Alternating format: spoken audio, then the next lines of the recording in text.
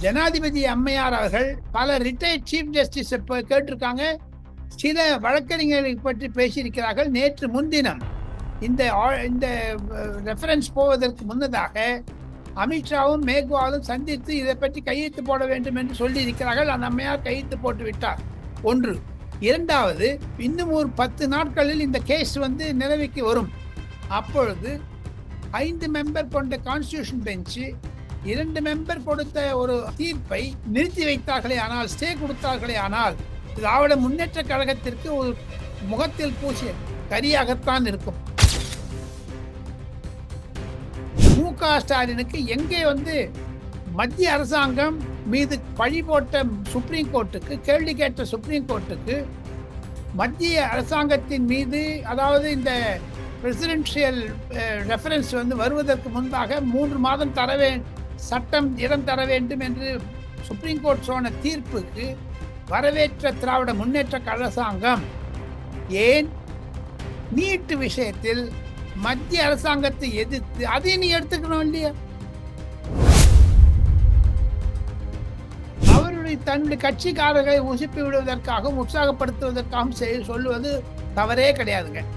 ஒவ்வொரு சீஃப் அவர் என்ன உதயநிதி சொல்றாரு, அடுத்த வாட்டி சீஃப் மினிஸ்டர் ஆவார்னுட்டு. இவருக்கே 70 வயசு ஆயிடுச்சு. இன்னும் 90 வயசு மட்டும் சீஃப் மினிஸ்டர் இருப்பார் அப்பா மாதிரி.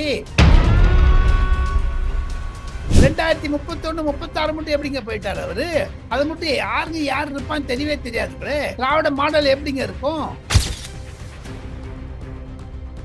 ராகுல் காந்தியினுடைய அனுமதியின் பெயர் தான் செல்வ பெயர்தகை செயல்படுகிறார். காரணம், சென்னையிலிருந்து வரக்கூடிய செய்திகளை எல்லாம் பார்த்தால் திராவிட முன்னேற்ற கழகம் காங்கிரஸ் உறவு பிரிந்தாலும் ஆச்சரியப்படுவதற்கில்லை சிவா.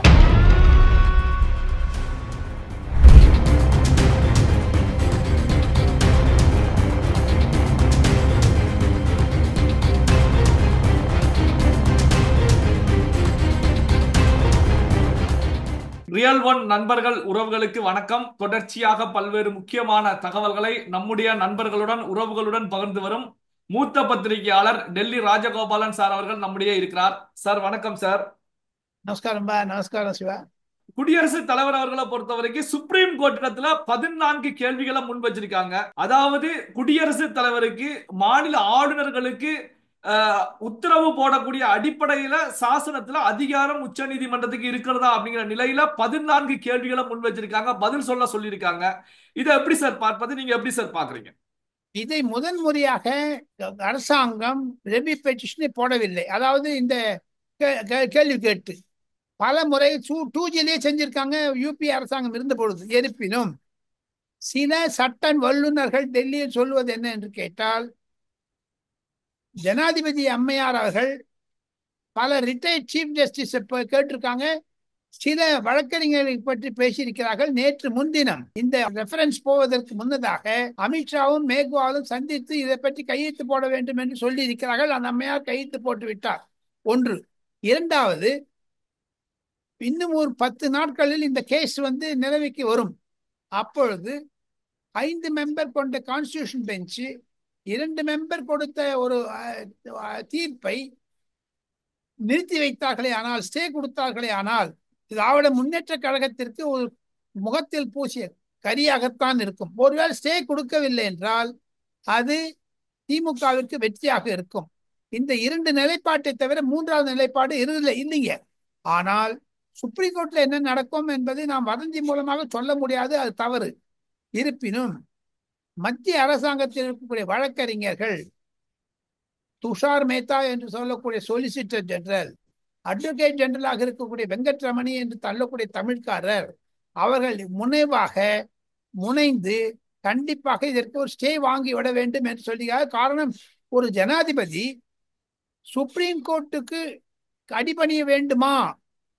ஆளுநருக்கு மத்திய அரசாங்கத்தினுடைய பிரதிநிதியாக இருந்தாலும் மாநில அரசாங்கத்திற்கு தட்டி கேட்கக்கூடிய ஒரு பதவி எது என்று தான் ஆர்குமெண்ட் சொல்லியிருக்காங்க. அந்த 14 கேள்வி சட்ட நுணுக்க கேள்வியாக இருப்பதனால் இது நாம் அரசியலாக பார்க்க வேண்டும்.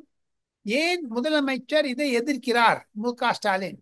அதையும் தவிர மு.க. ஸ்டாலினுக்கு எங்கே மத்திய அரசாங்கம் மீது பழி போட்ட சுப்ரீம் கோர்ட்டுக்கு, கேள்வி கேட்ட சுப்ரீம் கோர்ட்டுக்கு மத்திய அரசாங்கத்தின் மீது, அதாவது இந்த பிரசிடென்ஷியல் ரெஃபரன்ஸ் வருவதற்கு முன்பாக 3 மாதம் சட்டம் இடம் தர வேண்டும் என்று சுப்ரீம் கோர்ட் சொன்ன தீர்ப்புக்கு வரவேற்ற திராவிட முன்னேற்ற அரசாங்கம் ஏன் நீட் விஷயத்தில் மத்திய அரசாங்கத்தை எதிர்த்து அதையும் நீ எடுத்துக்கணும் இல்லையா? எப்ப நீங்க கவர்னர்ஸ் ரெஃபரன்ஸுக்கு சொல்றீங்களோ மத்திய அரசாங்கம் கொடுத்த தீர்ப்பையும் நீங்க எடுத்துக்கணும் இல்லையோ? அதுவும் நீட்டு பண்ணது. அப்ப அயோத்தியா ராம் மந்திர் 370 எல்லாமே எடுத்துக்கணும் இல்லையோ? அதை ஒண்டி எதிர்க்கிறது இதை ஒண்டி ஆதரிக்கிறது என்ன என்று இந்த இரண்டை நிலைப்பாட்டு டபுள் ஸ்டாண்டர்ட் தான் சொல்லுகிறார்கள் டெல்லியில் சிவா. சார், இது குறித்து தமிழக முதலமைச்சர் மு.க.ஸ்டாலின் அவர்களிடத்துல செய்தியாளர்கள் கேட்கும் போது மற்ற மாநில முதலமைச்சர்கள் மற்ற கட்சி தலைவர்களோடு ஆலோசித்து திமுகவை பொறுத்தவரை அடுத்த கட்ட செயல்பாடுகளில் ஈடுபடும் அப்படின்னு சொல்லி தெரிவிச்சிருக்காங்க. இதை எப்படி சார் பார்க்க? வரவேற்கத்தக்கதுதான். இது மு.க.ஸ்டாலினுக்கு மூக்கடைப்பாக இருந்தாலும் அதை அவர் எப்படி சமாளிக்க போகிறார் என்று தெரியவில்லை. நீட்டுக்கு தான் அந்த மாதிரி தான் சொன்னார். எல்லா சீஃப் மினிஸ்டரும் கடுதாசி போட்டாரு, யாருமே பதில் போடல. நீட்டில் மாணவர்கள் தேர்ந்தெடுத்த பரீட்சை எழுதினார்கள் சென்ற வாரம் கூட. சோ ஆக மொத்தம் ஒரு நிலைப்பாடு என்ன என்று கேட்டால் மு.க.ஸ்டாலினுக்கு கண்டிப்பாக இது பற்றி புரிந்திருந்தாலும் வேண்டுமென்றே இதை அரசியலாக்குகிறார்கள் என்று தான் சொல்லுகிறார்கள் டெல்லி. சார், இன்று தமிழக ஆளுநர் ஆர்.என். ரவி அவர்களை பொறுத்தவரைக்கும் திடீர்னு டெல்லிக்கு பயணம் மேற்கொண்டிருக்காங்க.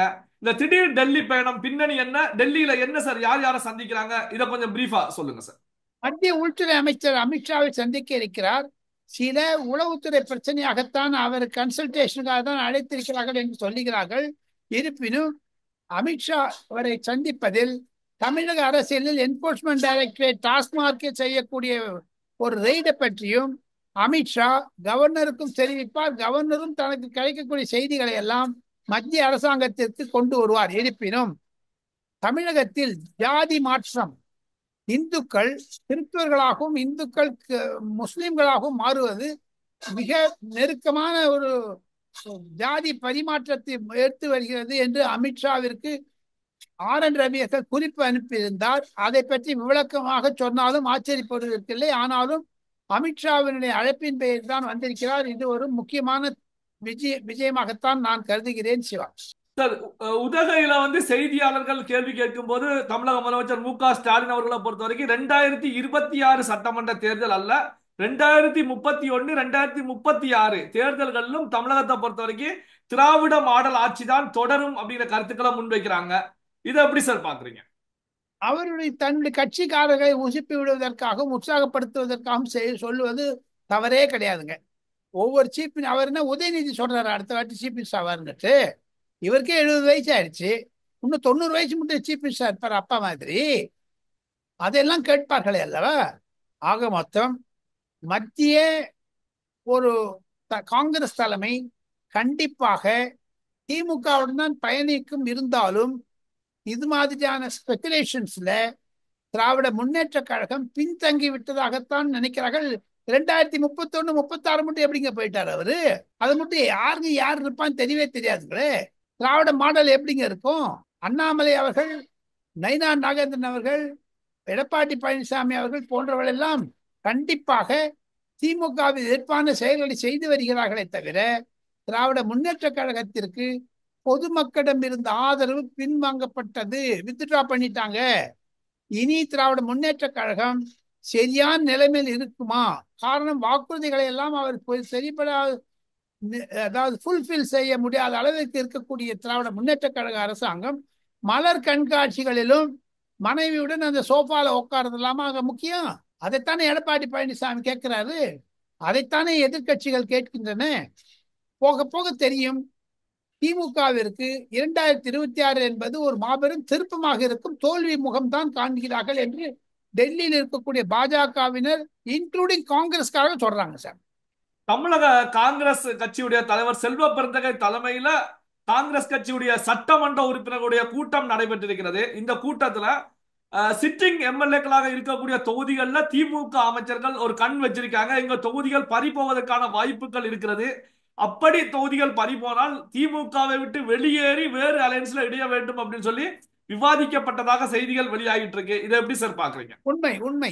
ராகுல் காந்தியினுடைய அனுமதியின் பெயர் தான் செல்வ பெருந்தகை செயல்படுகிறார். காரணம், சென்னையிலிருந்து வரக்கூடிய செய்திகளை எல்லாம் பார்த்தால் திராவிட முன்னேற்ற கழகம் காங்கிரஸ் உறவு பிரிந்தாலும் ஆச்சரியப்படுவதற்கில்லை சிவா. ஒருவேளை அப்படி அது பிரிந்து விட்டால் அது வரக்கூடிய நிலைமையில் அரசாங்கத்திற்கு, திராவிட முன்னேற்ற கழக அரசாங்கத்திற்கு எப்படி அது ஒரு வினையை சேர்க்கும் என்று தெரியவில்லை. அதற்கு மாறாக இன்று டெல்லியில் சசி தரூர் தலைமையில், காங்கிரசுடைய எம்பி தலைமையில் மத்திய அரசாங்கம், நரேந்திர மோடியினுடைய அரசாங்கம் அயல் நாடுகளுக்கு செந்தூர், ஆபரேஷன் செந்தூரை எப்படி வெற்றிகரமாக செய்து முடித்தோம் என்று 5 மெம்பர் கொண்ட ஒரு குழுவை சசி தரூர் 15 தேசங்களுக்கு சுற்றுப்பயணம் செய்ய இருக்கிறார். ஆக மொத்தம் காங்கிரஸில் இருக்கக்கூடிய பிளவு பெரிதாகிவிட்டது வட இந்தியாவில். தமிழகத்திலும் பெரிதாகிவிட்டால் கண்டிப்பாக ராகுல் காந்தி இவ்வாறு இந்திய அலையன்ஸ் இல்லைங்கிறாரு சிதம்பரம். அதை இது கோத்து பார்த்தீங்கன்னா திமுகவிற்கு இது மாபெரும் கெடுவாகத்தான் செல்வ பெருந்தகை வைக்க பார்த்தார். இருப்பினும் 10 சீட் எக்ஸ்ட்ரா கொடுத்தா வாங்கிட்டு 3 போடலாம் பிளாக்மெயில் செஞ்சாங்கன்னா திமுக அதுக்கு ஒத்து போகாது. திமுக போயிட்டு வரான்னு சொல்றோம். பல்வேறு முக்கியமான தகவல்களை, செய்திகளை நம்முடைய உறவுகளுடன் பகிர்ந்து கொண்டதற்கு நன்றி சார். நன்றி நன்றி நன்றி.